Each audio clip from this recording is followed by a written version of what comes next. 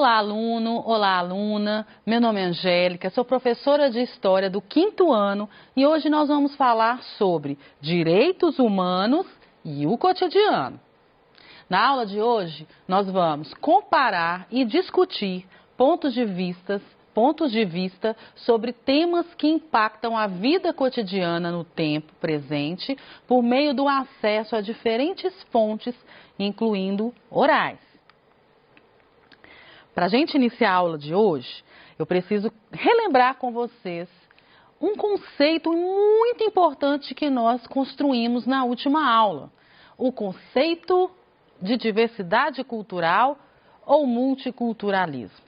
Nós vimos que diversidade cultural ou multiculturalismo é um conjunto de diferenças vividas por um amplo número de pessoas que podem estar em um mesmo país ou em uma única cidade e ainda assim manter características, crenças religiosas e costumes sociais completamente diferentes entre si.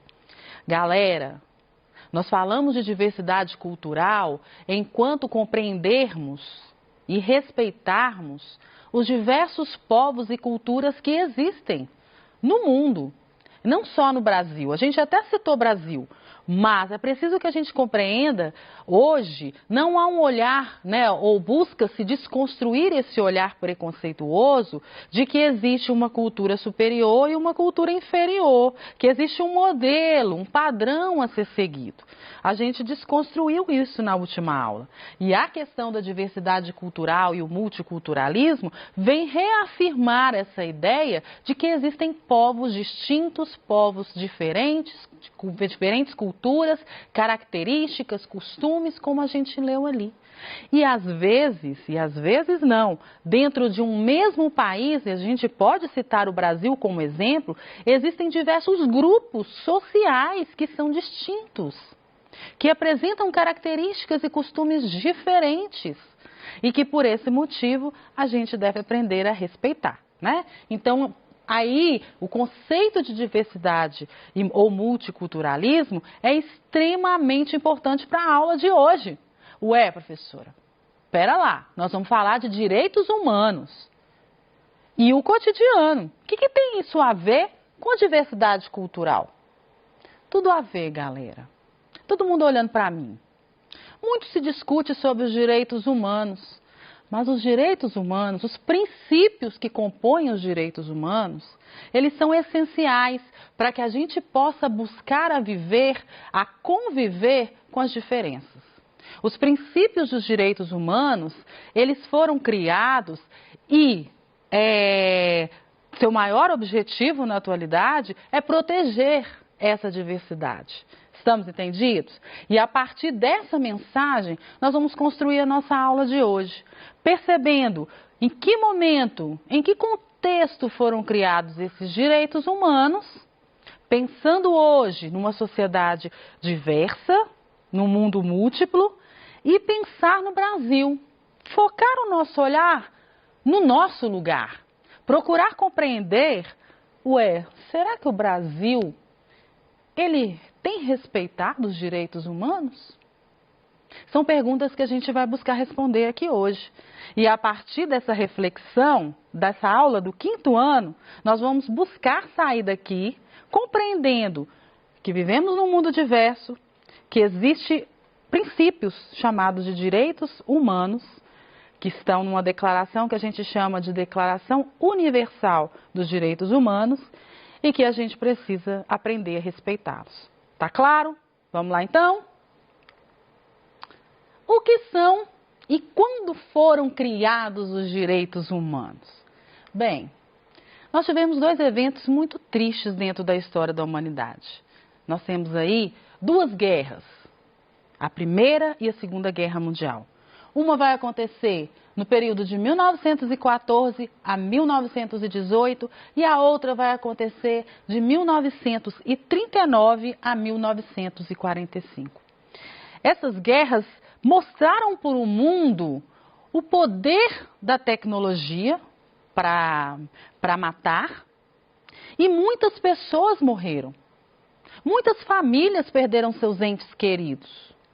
Muitas pessoas tiveram sua história comprometida a partir dessas duas guerras, né? Então, os dois grandes conflitos mundiais ocorridos nos anos que acabei de falar para vocês são de fundamental importância para compreendermos a questão da diversidade cultural e a sua relação com os direitos humanos.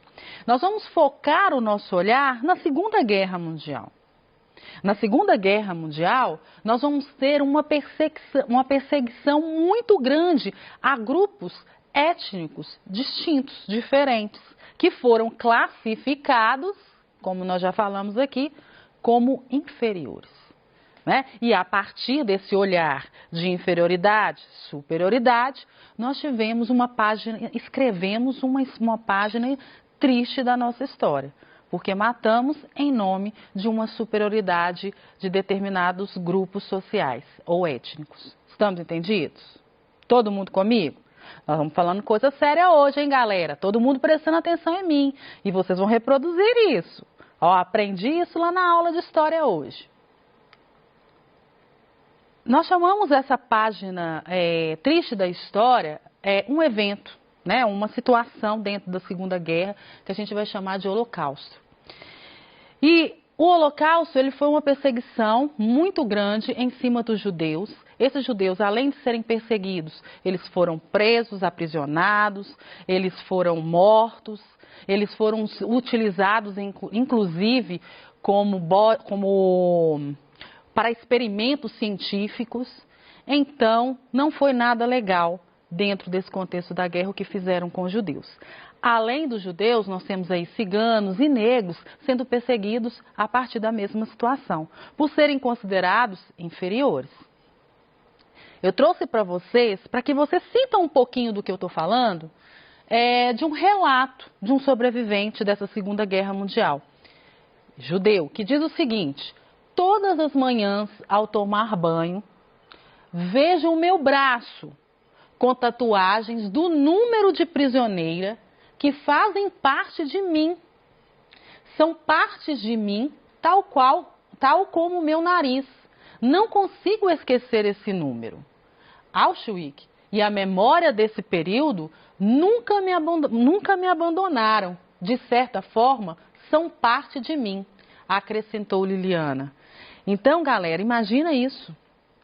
Ela foi perseguida, ela foi torturada, ela não morreu, mas está carregando a marca dessa passagem triste da história com ela para o resto da vida. Pensando nisso, inclusive até indico a vocês que assistam O Menino do Pijama Listrado, que é um filme que vai tratar desse ambiente e dessa situação que nós estamos tratando aqui agora. Pensando nisso, no final da Segunda Guerra Mundial foi criada uma organização chamada de Organização das Nações Unidas, a famosa ONU. Essa organização, ela foi criada justamente para evitar que outra guerra acontecesse.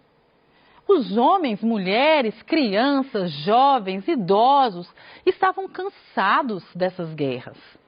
Então, o objetivo da ONU era, tem alguma divergência entre os países? Vamos buscar resolver essas questões por meio do diálogo? Então, foi criada a ONU em 1948. Em seguida, a ONU adota a Declaração Universal dos Direitos Humanos em 1949, visando garantir o respeito à diversidade cultural em todo o mundo. E isso é muito legal. Isso aqui vem começar a desconstruir e reparar esse erro, esse equívoco histórico de acreditarmos que existe uma cultura boa, uma cultura ruim, ou povos que estão em condição de superioridade e outros de inferioridade. É essa relação que eu trago para vocês entre direitos humanos e diversidade cultural. Aqui nós temos a imagem, né, o símbolo da ONU, para que quando vocês tiverem contato, vocês vão lembrar dessa aula, né? A maldição da professora Angélica, vai lembrar de mim aí. E direitos humanos, né? As mãozinhas levantadas ali, e com cores diferentes, vão mostrar para a gente que precisamos viver, aprender a conviver com as pessoas de diferentes características, de diferentes lugares, né? Aqui eu trago para vocês uma imagem também de uma das pessoas que participaram da criação dessa Declaração Universal dos Direitos Humanos, que é Eleanor Roosevelt. E ela está ali segurando, né, um jornal das Nações Unidas, onde está inscrito ali os princípios dessa declaração. E é bom a gente falar sobre isso. Todo mundo focando agora em mim. Direitos humanos, Declaração Universal dos Direitos Humanos, nós estamos falando, galera, de princípios. Inclusive, a Eleanor foi uma das que defenderam que não fosse uma lei. Todos os países têm que seguir essa lei, esses artigos que estão aqui. Não é bem assim. Não é engessado, não é obrigatório que se siga. São princípios que quer dizer o seguinte, que os países tinham a oportunidade de acrescentar às suas leis, às suas constituições, esses princípios dos direitos humanos. Estamos entendidos até aqui? Todo mundo comigo? E aí, duas questões importantes dentro da Declaração dos Direitos Humanos, que a gente não pode esquecer e até para a gente entender também. É essa questão do universalismo e do multiculturalismo. Olha lá o universalismo. A condição humana pressupõe uma forma de dignidade que deve ser garantida a todo e qualquer custo. Essa dignidade da pessoa é representada por padrões mínimos de respeito entre os indivíduos, devendo ser garantidos entre as nações que aderirem aos tratados internacionais. Olha só que bacana, é para todas as pessoas. Fulano é amarelo, o outro é preto, o outro é azul. É para todas as pessoas. Todos têm direito a essa dignidade. E a gente vai acompanhar esse processo a partir do momento que a gente for ter contato aqui com os artigos, né, que fazem parte desse documento. E o multiculturalismo? O multiculturalismo vem para poder demonstrar que o mundo é múltiplo. O próprio nome já está dizendo e a gente discutiu isso aqui. Temos que preservar essas diferenças. Temos que aprender a conviver com elas e respeitá-las. O Estado tem um papel importante aqui. O Estado é aquele que vai conduzir a sociedade de modo que a sociedade se respeitem mutuamente. O Estado tem um papel de extrema importância, pois é ele quem garante as políticas que visam a proteção e ao reconhecimento de grupos que se encontram excluídos e vulneráveis em relação ao restante da sociedade. O Estado tem a função de proteger aqueles que estão em situação de exclusão e não de excluir mais, né, gente? Então, vale aí a dica. O Estado ele tem essa função de proteger e está, né, relacionado, linkado diretamente com essa Declaração Universal dos Direitos Humanos. Todo mundo comigo até aqui? Olha lá, hein? Quero ver ninguém desgrudando o olho dessa tela aí. Quais são os princípios expressos, então? A gente tem falado aqui, né? Professora, mas quais são esses princípios, então? Quais são os princípios expressos na Declaração Universal dos Direitos Humanos? São vários. E não dá para eu ficar aqui expondo todos eles. Mas nós vamos agora, né? Eu vou falar de alguns só para vocês terem aí uma pista do que realmente nós estamos tratando. E até porque, prometi a vocês, nós vamos dar uma olhada para dentro do nosso lugar, dentro do Brasil, e ver se realmente a gente tem respeitado esses princípios. Como, por exemplo, todos nós nascemos livres e iguais. Não podemos discriminar. Direito à vida. Olha isso. Nenhuma escravatura, nenhuma tortura. O direito à privacidade, liberdade para se mover. Liberdade de pensamento, liberdade de expressão. Eu posso ter um pensamento e poder expor esse meu pensamento sem sofrer nenhuma represália. Ou seja, eu tenho que concordar com o outro tem que concordar comigo. Eu tenho que aprender a conviver com o outro. Mas eu posso pensar diferente do outro. E dentre outros mais, né? Direito à educação, para vocês aí que aposto que vocês vão gravar só o 24, né? Direito à diversão, tem que ter também. Mas nós temos outros vários direitos que precisam ser avaliados.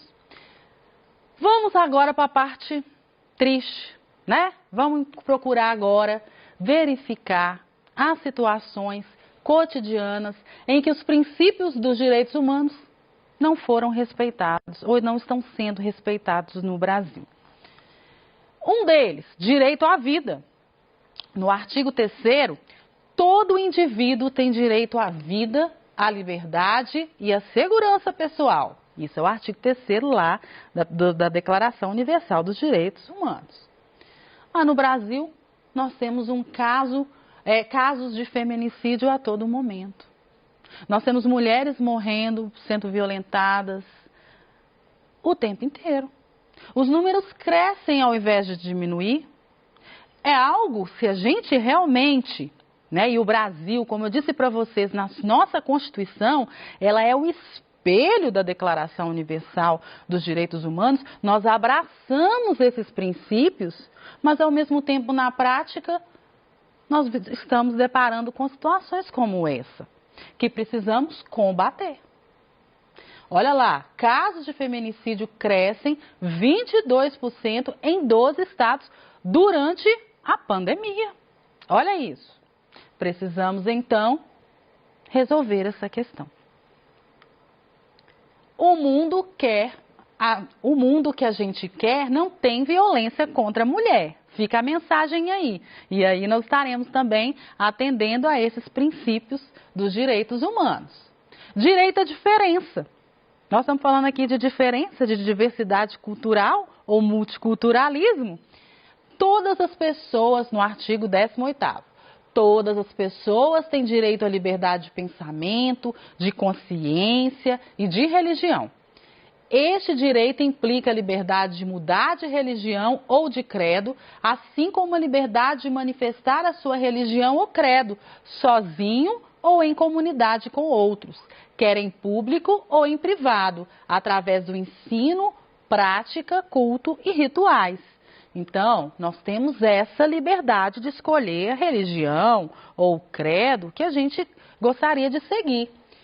De acordo com a nossa Constituição, olha só que bacana, de acordo com a nossa Constituição, no seu artigo 5º, diz o seguinte: todos são iguais perante a lei, sem distinção de qualquer natureza, garantindo-se aos brasileiros e aos estrangeiros residentes no país a inviolabilidade do direito à vida, à liberdade, à igualdade, à segurança e à propriedade. Aí eu coloco para vocês aqui. Entretanto, uma pequena amostra ao redor do país indica que a diferença e a minoria não convivem em harmonia. Apenas 1% dos indígenas tem acesso ao ensino superior. Que igualdade que é essa? Né? Segundo os dados do Ministério da Educação, o Instituto Brasileiro de Geografia, em 2010, levantou que 40% vivem fora de suas terras. Nós podemos citar vários outros exemplos aqui, galera. Podemos citar o direito à moradia, está lá no artigo 17º da Declaração e na Constituição, artigo 23, e mesmo assim nós temos pessoas que não têm acesso à moradia. Então, além disso, outras questões não menos importantes, como ainda persistindo o trabalho escravo. Na atualidade, século XXI, vamos abolir de vez essa vergonha. Outras questões com relação aos idosos, né? O desamparo, não seguindo os estatutos. E aí, para fechar a nossa aula de hoje, eu faço um desafio para vocês. Eu sempre coloco, né? Agora é com você. E agora é com você mesmo. Você que está aí, do outro lado, que assistiu e entendeu essa aula. Você, como cidadão brasileiro, como pode contribuir para que os direitos humanos no Brasil sejam uma realidade, não só no papel? Fica a mensagem de hoje. Um grande abraço para vocês. Até a próxima aula. E conto com vocês mais uma vez.